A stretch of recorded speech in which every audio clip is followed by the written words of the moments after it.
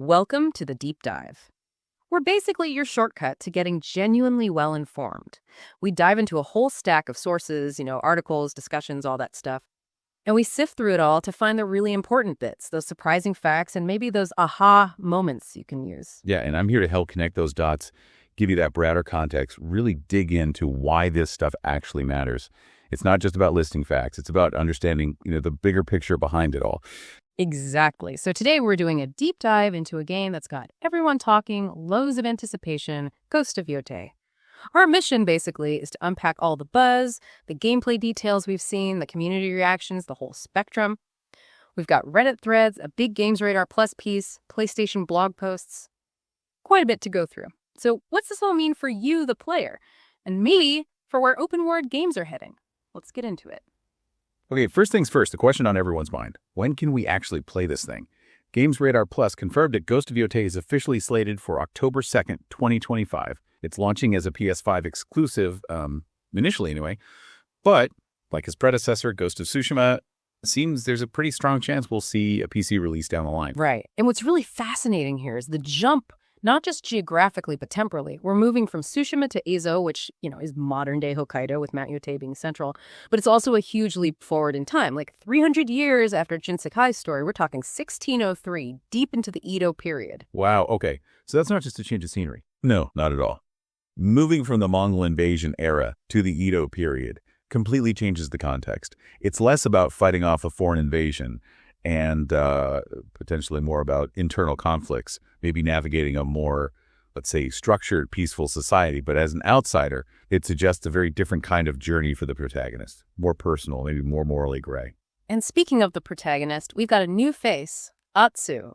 Her story sounds pretty intense, a lone mercenary out for revenge. What's the deal there? Yeah, Atsu.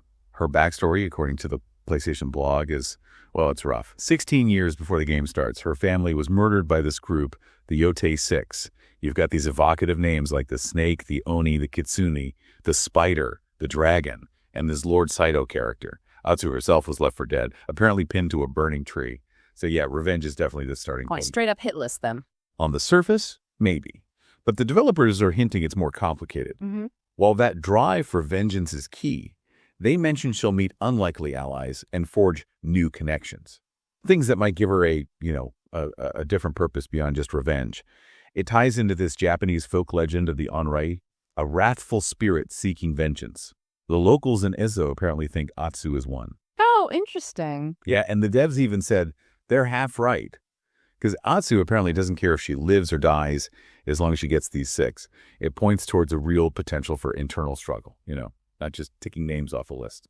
Could be really compelling. Okay, so we've got this dramatic setup, new era, new protagonist. How does that translate into actually playing the game? Let's talk about the open world, the combat, companions. Sucker Punch seems to be really pushing player freedom, saying they won't rush you through anything. Right, and they're talking about evolving the exploration side of things. There's this underlying clue system where Atsu draws cards for clues that lead to adventures. Sounds like a more organic way to find stuff, maybe less reliant on just map markers. You can even interrogate enemies, apparently, to learn new skills or find targets. That does sound like a step away from the usual formula. What about combat? That seems like a big shift, too. Huge shift, yeah.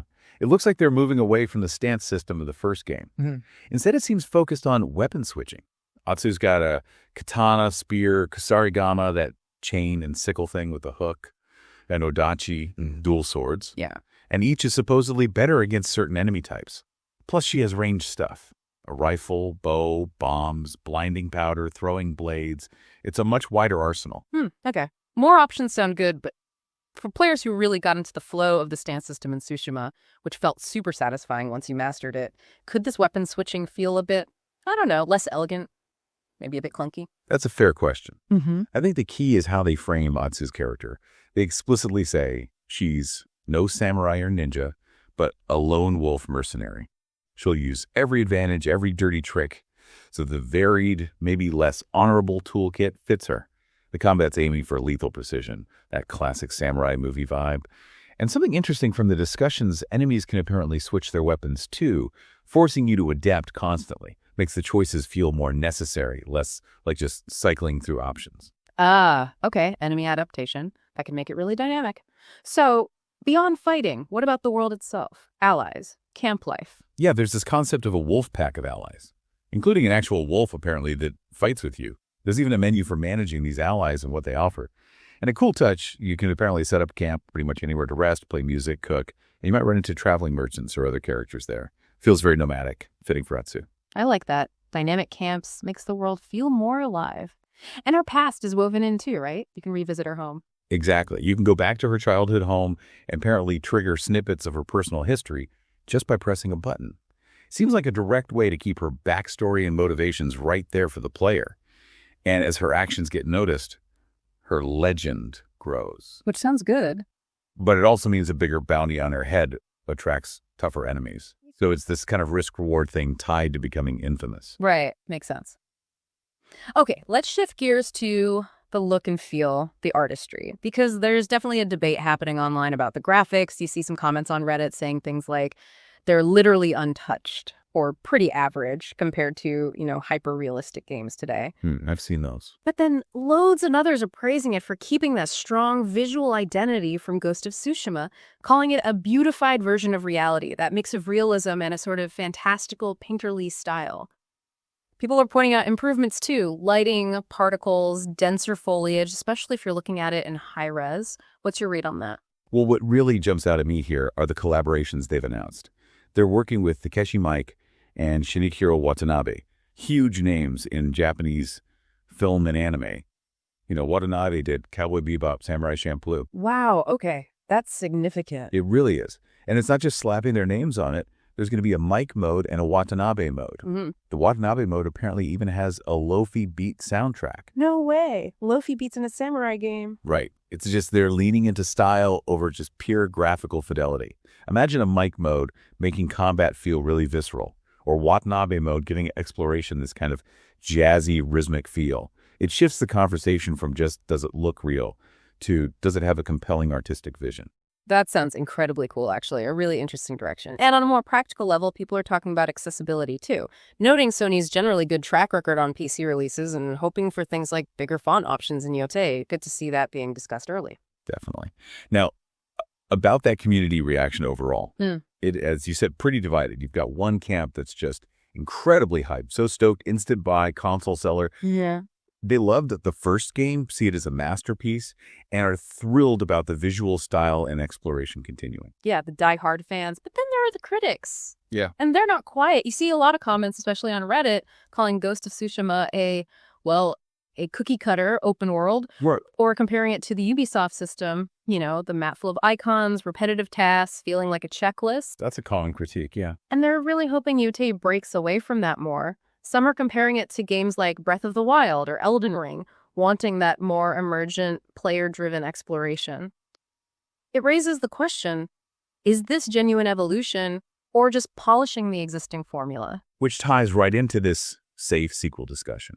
Some players look at the footage and feel it's 90% the same. Yeah. A very, very safe follow-up, maybe like Spider-Man 2, which iterated rather than revolutionized. But others see it as a proper evolution, smartly building on what worked.